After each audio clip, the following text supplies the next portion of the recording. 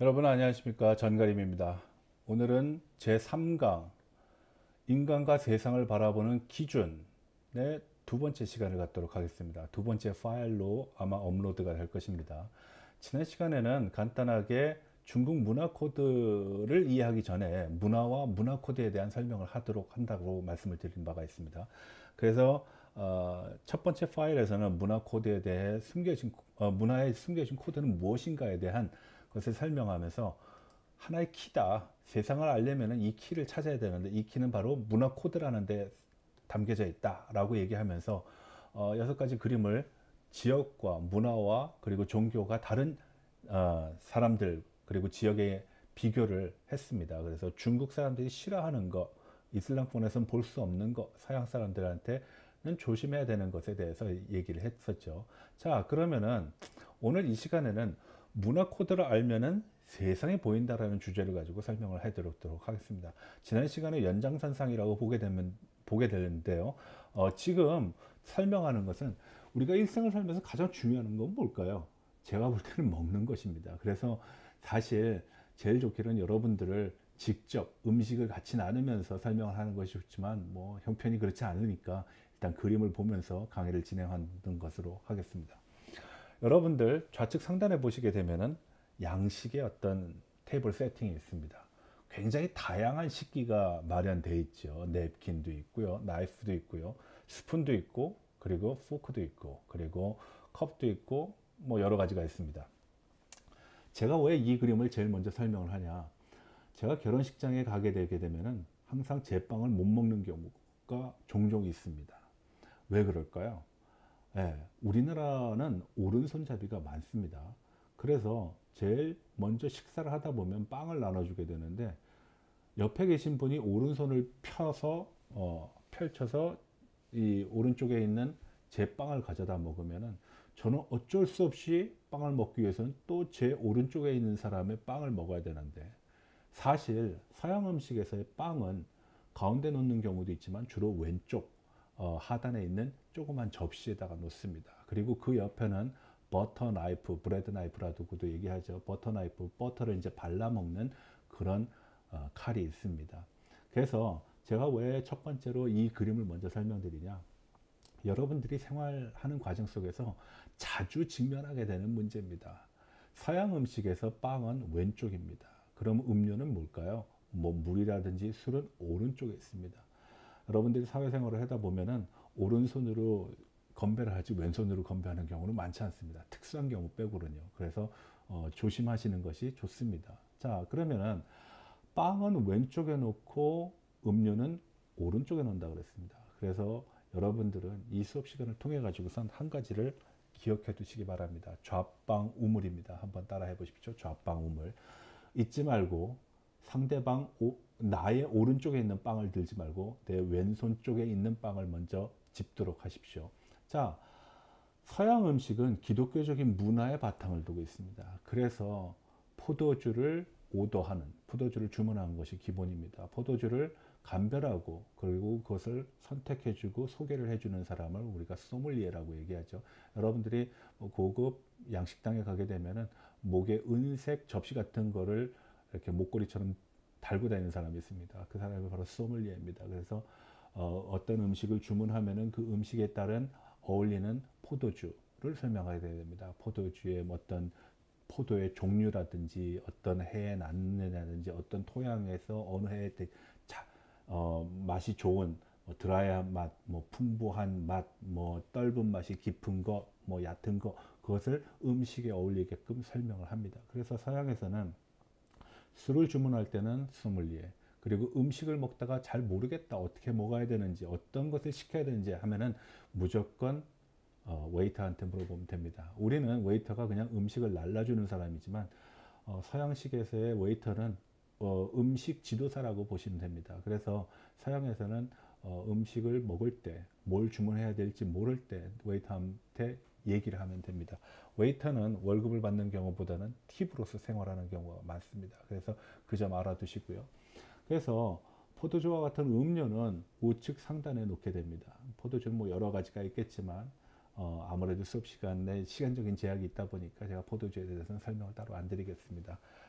일단 여러분들은 포도주를 한 종류만 놓고 먹진 않는다. 적어도 시작과 메인 그리고 나중에 먹는 그 포도주가 따로 있다라고 알아두시면 됩니다. 첫 번째로는 보통 셜리라는 스페인산의 도수가 조금 높은 걸로 시작을 해서요. 그리고 일반적인 포도주, 마지막엔 포트라 그래가지고선 단 포도주를 먹는데 그때는 치즈랑 같이 나옵니다. 그래서 단 포도주가 나오면 치즈 한 접시가 나옵니다. 여러 종류의 치즈가 나오는데 그때는 포도주가 포트라는 종류의 단 포도주가 나온다라는 거 정도 알아두시면 됩니다.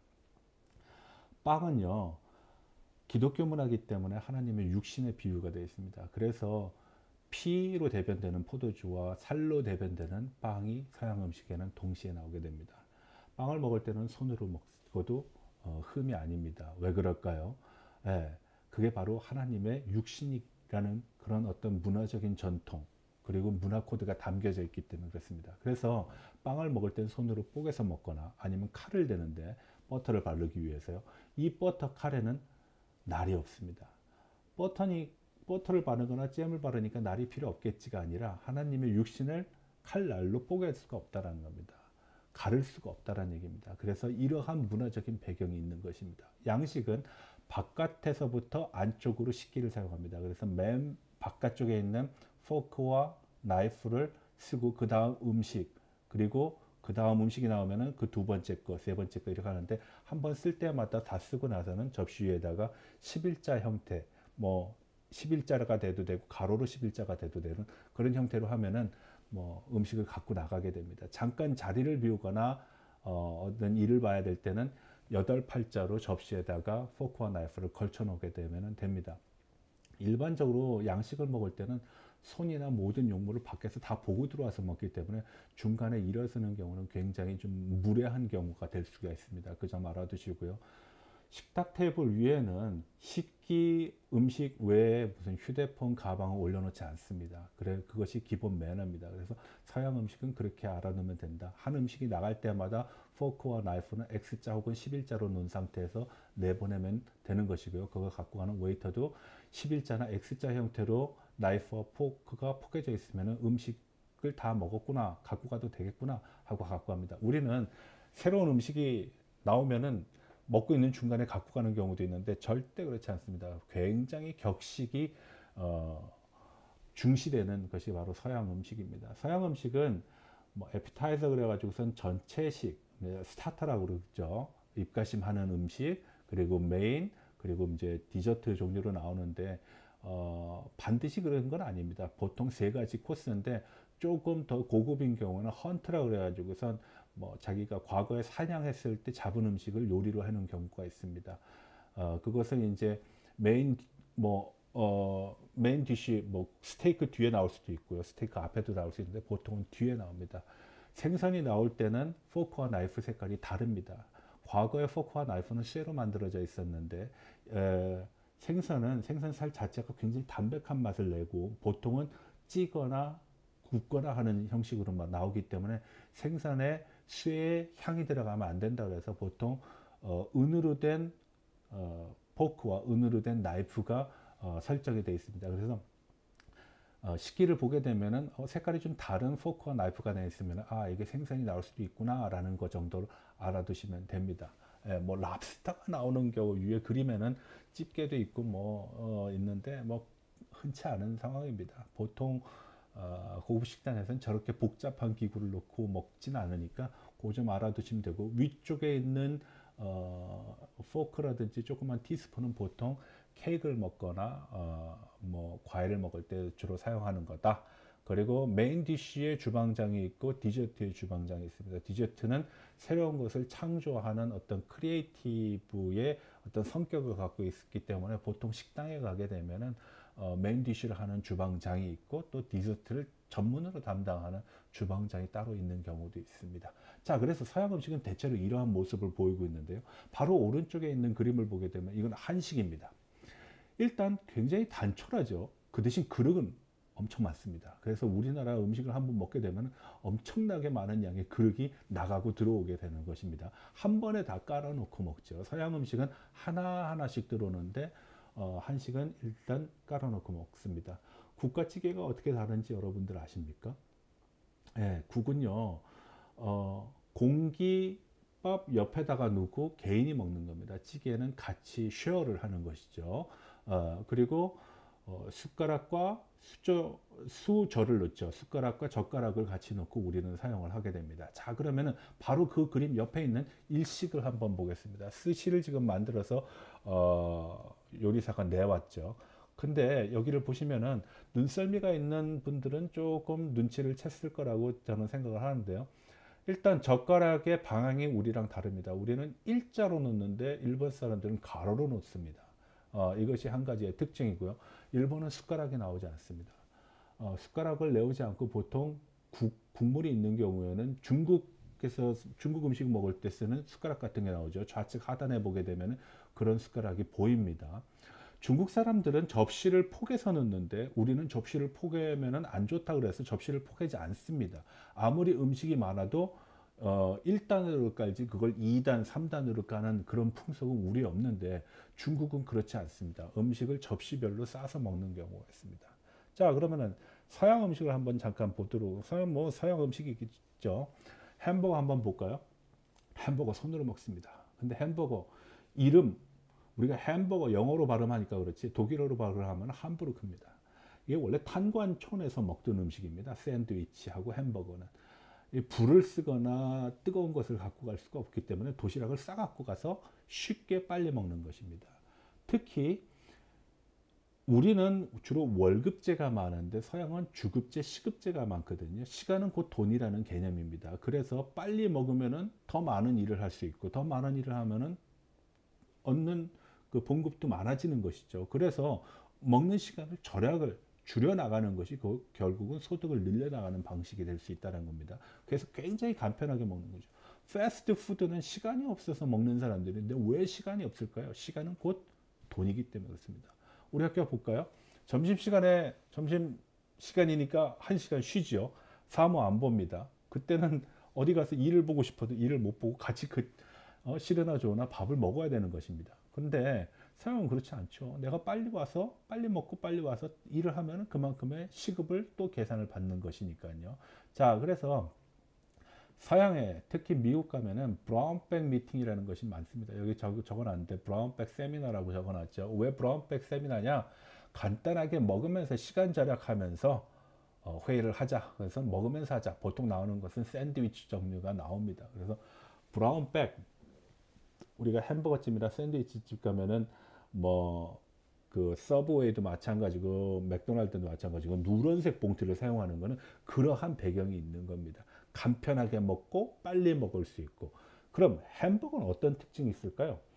첫 번째, 뜨겁지 않습니다. 왜? 시간은 곧 돈이라서 빨리 먹어야 되는 거니까 후후 불어가면서 먹을 수 없는 것입니다. 그래서 빨리 먹을 수 있는 패스트푸드가 바로 그러한 의미라는 거죠. 그래서 패스트푸드에는 몇 가지 특징이 있습니다. 음식이 딱딱하면 안 되고요. 음식이 뜨거우면 안 됩니다. 그냥 바로 먹을 수 있고 그리고 음식이 부드러워야 됩니다. 이가 없어도 잇몸밖에 없어도 먹을 수 있을 정도로 굉장히 부드러워야 됩니다. 자, 마지막에 그림 한번 볼까요? 오른쪽 밑에. 이거는 이제 아웃백에서 갖고 온 그림입니다. 칼 보이시죠? 네. 칼이 무지막지하게 날이 섯을 팔았죠. 저 칼은 사람을 죽이고도 남을 칼입니다. 좌측 상단에 있는 양식에서 먹는 칼과 다르죠. 이러한 전통이 남아있는 경우가 있습니다. 어딜까요? 일반적으로 포크와 나이프는 그 역사가 그다지 길지 않습니다. 나이프의 역사는 굉장히 깁니다. 서양 사람들에게 음식을 먹을 때 칼은 굉장히 중요한 도구였거든요. 근데 포크는 17세기, 16세기 때 비로소 귀족들에 의해서 사용됐던 것입니다. 16세기, 17세기 때는 일반인들은 포크를 사용할 수 없었습니다. 포크는 귀족의 상징이었습니다. 그 특징이 남아있는 것이 좌측 하단에 있는 추수감사절 날 먹는 터키 칠면조고기입니다. 칠면조 고기는 그래서 손으로 먹어도 되고요. 고기를 손으로 잡고 칼로 쓸어서 먹어도 흠이 아닙니다. 일반적으로 양식은 포크와 나이프를 써야지 그것이 매너에 부합하는 것인데 칠면조 고기를 먹을 때는 과거의 그 전통이 남아있기 때문에 흠이 되지 않습니다. 물론 뭐 요즘은 그렇게까지 먹지는 않죠. 자, 그럼 먹는 패턴도 다르다라는 것입니다. 식상의 어떤 문화가 다르다 보니까 거기에 따르는 도구와 코드도 달라집니다. 우리가 한국, 일본, 중국이 모두 젓가락을 사용하지만 한국, 중국, 일본이 사용하는 젓가락은 모두 다릅니다. 한번 그림을 보실까요? 좌측 상단에 보시면 일본 사람들은 주로 생선을 위주로 먹는 식문화가 발달되어 있습니다. 뭐 다 그런 건 아닙니다. 일본에서도 2차 세계대전 이후 뭐 풍성한 잔치 음식, 그럼 일본 사람들이 생각하는 건 스키야키입니다. 스키야키는 뭐 고기, 채소가 온갖 것이 다 들어가거든요. 그리고 부라는 약간 떡 같은 말랑말랑한 그 뭐 떡 같은 것도 들어갑니다. 그래서 스키야키 하면은 일본 사람들한테는 풍성하다, 그리고 풍부하다, 배가 부르다, 뭐 이러한 문화 코드가 있습니다. 아무튼 젓가락 세 개를 보게 되시면은 한국은 납작하고 쇠로 되어 있습니다. 우리는 주로 나무를 위주로 먹는 어떤 문화이기 때문에 나무를 흐트릴 걸 집기 편하게 되어 있는 것이죠. 그래서 여러분들 나물 먹을 때 항상 어떻습니까? 잡고 한번 흔들어서 드러내죠. 자, 중국 음식은 기름에 볶고 지지고 하는 음식들이 많습니다. 생으로 먹는 음식이 거의 없습니다. 그래서 중국 음식은 가운데다가 큰 접시에다 음식이 나와가지고 여러 사람들이 그걸 집어서 먹어야 되고, 음식 자체가 굉장히 뜨거운 거 위주고 기름 위주이기 때문에 젓가락의 굵기가 일단 굵고 깁니다. 그래서 같은 젓가락의 문화를 갖고 있더라도 지역의 어떤 식생활과 그리고 식생의 어떤 영향을 받아서 문화적인 차이가 달라진다는 것이죠. 그래서 도구 역시도 달라지는 겁니다. 근데 서양은 젓가락을 사용하지 않습니다. 포크와 나이프를 사용하죠. 제가 앞서 말씀드렸다시피 4,500년 전까지만 해도 포크는 아무나 사용하지 못하는 것이라 그랬습니다. 그래서 지금 보시고 있는 그림을 보게 되면은 포크는 일반화되면서 속칭 귀족과 일반인 간의 간극이 줄어든 하나의 상징입니다. 그러면은 아랍과 인도를 한번 볼까요? 그 사람들은 손으로 먹습니다. 손이 하나의 식기죠. 밥을 먹는데 숟가락과 젓가락의 역할을 합니다. 제가 유학했을 때 제 인도 친구가 루빠라는 친구가 있었는데, 그 친구가 어느 날 요리사를 불러다가 인도 전통 음식을 해준 적이 있습니다. 그리고 저보고 손으로 먹으라 그랬는데 진짜 폼 안 나게 먹었습니다. 얼굴 뭐 옷에 다 묻혀가면서 먹었는데, 왜? 손으로 먹어본 적이 없으니까 그렇죠. 일단 인도 음식 같이 손으로 먹는 음식들은 뭐 동남아의 몇몇 나라 그리고 이슬람권에서도 그렇게 먹지만 일단 집어서 뭉칩니다. 그래서 포크레인처럼 손가락으로 만 다음에 엄지 손가락으로 밀어서 입에 집어넣습니다. 여러분들 한번 기회가 되시면 한번 해보십시오. 아마 상당수의 학생들은 얼굴이 만진창이가 되거나 옷이 만진창이가 될 거라고 생각을 합니다. 이것도 바로 문화의 차이라는 것이죠. 왜 그 사람들은 그렇게 먹을까? 왜 그 사람들은 이렇게 먹지 않을까? 그래서 손으로 먹는 문화권에서는 국이 발달되어 있지 않습니다. 일본도 마찬가지요. 일본도 여러분들이 가게 되면 미소시루는 젓가락으로 휘저어서 먹고 들어서 먹습니다. 그렇지만 미소시루를 숟가락으로 먹지 않습니다. 그거는 일본에 가서 미소시루를 숟가락으로 먹게 되면 그건 외국인이거나 아니면 일본 문화를 모르는 것이죠. 그럼 그만큼 국제화가 덜 됐다라는 증거밖에 안 되는 것입니다. 그래서 문화 코드는 다양한 지역, 다양한 종교, 다양한 문화에 대한 정확한 이해를 통해 가지고선 일종의 불필요한 오해와 비용을 줄인다는 이유가 바로 여기 있는 것입니다. 전 세계가 하나인 지구촌 시대, 세계화 시대에서 살면서 이러한 문화를 어느 때나 어느 곳에서나 할 수 있는 것은 바로 세계인으로서의 자격을 얘기하는 것입니다. 그리고 그것이 굉장히 중요한 하나의 돈벌이의 수단도 될 수 있다는 것이죠. 자, 동물을 잠깐 설명하도록 하겠습니다. 가운데에 있는 닥스훈트는 제가 기르고 있는 훈돌입니다. 자, 그럼 제가 이 그림을 왜 갖고 나왔냐? 중동 쪽에서는 돼지는 아주 나쁜 동물입니다.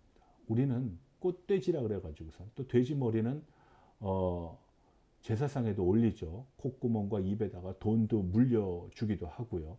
돼지는 부의 상징입니다. 집에서 기르는 동물입니다.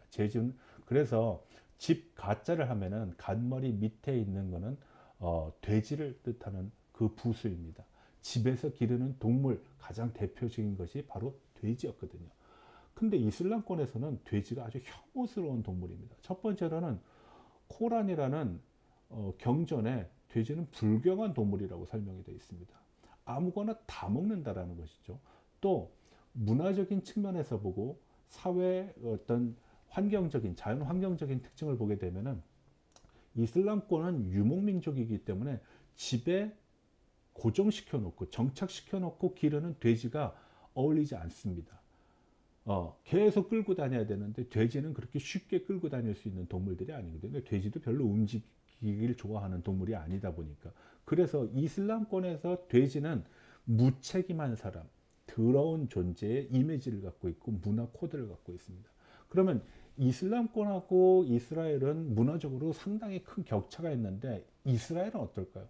이스라엘에서도 돼지는 굉장히 불경스러운 동물입니다. 그래서 이스라엘 사람들, 유대인들도 돼지고기를 먹지 않습니다. 유대인들은 발가락이 갈라져 있지 않고 되새김질을 하지 않는 동물들의 고기는 먹지 않습니다. 그래서 소고기, 양고기는 먹어도 돼지고기는 먹지 않습니다. 왜?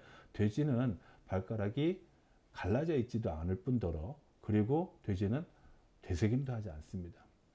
그럼 개 한번 설명할까요? 개 앞에서도 이슬람권에서 왜 개를 싫어하는지 혐오하는지에 대해서 설명을 했습니다. 근데 문화가 바뀌면은 문화 코드도 바뀐다는 걸 설명하기 위해서 제가 이 그림을 들고 나왔습니다. 오른쪽 위에 있는 그림은 이집트의 그 피라미드 안에서 나온 조각품입니다. 개의 모양을 하고 이집트 사람들은 예전에 개를 가지고 사냥하기를 굉장히 즐겼다고 합니다. 뭐 그레이하운드 같은 모양의 개죠. 늘씬하게 다리가 길고 귀가 쫑긋 서 있는 개죠.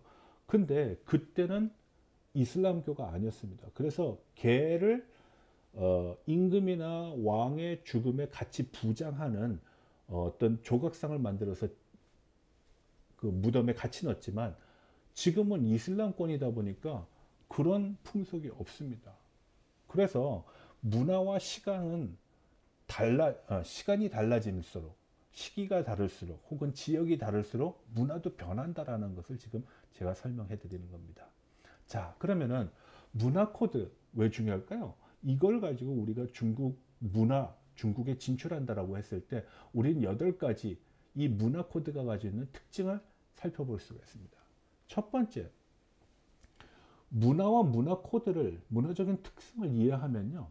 이것은 여러분들이 하는 사업 그리고 여러분들이 하는 일과 직관된다는 것입니다. 중국 사람들이 죽음을 의미하는 흰색을 쓰지 않고 빨간색을 선호하는 빨간색은 흥하고 그리고 왕성하고 좋은 것이라고 하는데 우리 결혼식장에서 흰 봉투에 축결혼이라고 주지 않습니까? 중국 사람들 그거 이해 못합니다. 왜? 결혼과 같은 좋은 날에는 빨간색 봉투에 돈을 주는 것이 중국의 문화적인 특징입니다. 그래서 중국 사람들은 그걸 홍바오라고 얘기합니다. 근데 우리나라에는 그러한 문화가 없습니다. 근데 중국 진출해서 그러한 문화적 특징을 모르고 한국적인 문화적 코드를 가지고 접근한다 그러면은 성공할 수 있을까요? 쉽지 않다는 겁니다.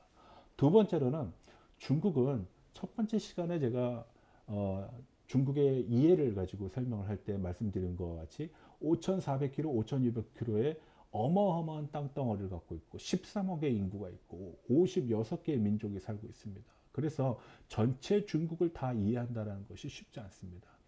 일본은 이어령 선생의 축소지향의 1번 그리고 루스 베네딕트의 국가와 칼을 통해서 충분히 이해할 수 있다고 했지만 중국은 어떠한 철학자나 어떠한 사상가가 한 책을 통해서 중국 문화를 비교적 정확하게 설명하지 못했다라고 설명해 드린 적이 있습니다. 그건 왜 그럴까요? 중국은 크고 다양하고 복잡하기 때문에 그렇습니다. 그래서 과거의 중국 전문가는 중국의 모든 것을 다 알아야 됐지만 지금 우리가 요구하는 중국의 전문가는 지역별 전문가가 중요합니다. 그만큼 더 세분화되어 있고 미시적이고 전문성이 더 뛰어나다는 것이죠. 세 번째로 우리가 중국인들과 상대를 하는데 중국의 현지 문화를 이해를 하지 못하면 그것이 자꾸 부딪히게 될 것입니다. 누구는 빨간색을 피로 생각하고 특히 우리와 같이 전쟁을 경험한 사람들은 아마 빨간색을 싫어하는 사람들도 있을 텐데 중국 사람들은 빨간색은 흥한 거다, 길한 거다라고 생각하니까 좋아한다라는 것이죠. 그러면 갈등이 생길 수 있다라는 것이죠. 그리고 중국 사람들을 이해하기 위해서 중국의 어떤 문화적인 특징을 갖고 해야 되는데 우린 빨리빨리지만 중국 사람들은 만만디라 그래가지고선 천천히를 강조를 합니다. 아마 빨리빨리였기 때문에 지금과 같은 IT 산업에서 우리가 굉장히 앞서 나가는 어떤 요인이 될 수도 있겠지만, 일단의 문화적인 특징이 다르게 된다라는 거. 이것이 정부 부분이나 개인 부분이나 사회 부분이나 기업 부분에서 모두 나타난다는 것이죠. 그리고 결국 중국의 문화를 알고 중국의 어떤 문화적인 코드를 알게 되면은 새로운 아이디어를 가지고 접근할 수 있다는 겁니다. 삼성전자에서 보르드 TV를 만든 적이 있습니다. 테레비의 일반적인 테두리는 검은색이었는데 삼성전자가 만든 보르드 TV는 약간 붉은색을 띄었는데요. 중국 사람들이 너무 좋아했습니다. 중국 사람들이 황금색하고 빨간색을 좋아하다 보니까 세계적인 휴대폰 업체인 아이폰은 금색 휴대폰을 내놨습니다. 삼성은 빨간색 케이스 커버를 가지고 중국에서 엄청난 돈을 벌기도 했습니다. 자, 이제 중국이 땅덩어리도 크고 소득도 올라가고 그리고 다양한 문화가 접목되다 보면은 필연적으로 우리는 다른 나라 사람 혹은 중국 사람들과 경쟁을 해야 됩니다. 그런 경쟁 속에서 중국 사람을 이해하지 못하면 이길 수 있을까요? 손자는 백전백승하기 위해서는 나 자신도 잘 알아야 되고 상대방도 잘 알아야 된다라고 얘기한 적이 있습니다. 상대방을 잘 알아야 되는 것이죠. 그러기 위해서는 문화적인 코드에 대한 어떤 정확한 이해 그리고 인식은 굉장히 중요하다. 마지막으로는 여러분들 건강해야 됩니다. 지금 코로나 바이러스 때문에 우리가 지금 온라인 수업을 하긴 하지만 그래도 건강이 최고입니다. 여러분들이 건강을 잊지 않고 잘 견뎌가면서 이 수업을 계속 진행하다 보면 더 재미난 것들을 제가 설명하도록 하겠습니다. 오늘 이 시간에 설명해 드린 것은 라파유의 컬처 코드에 나온 내용들이 있습니다. 그러니까 여러분들은 그것을 듣고 준비를 하시면 됩니다. 자, 그러면은 아무 노래나 들으면서 오늘 수업은 여기까지 진행하는 것으로 하겠습니다. 수고하십시오.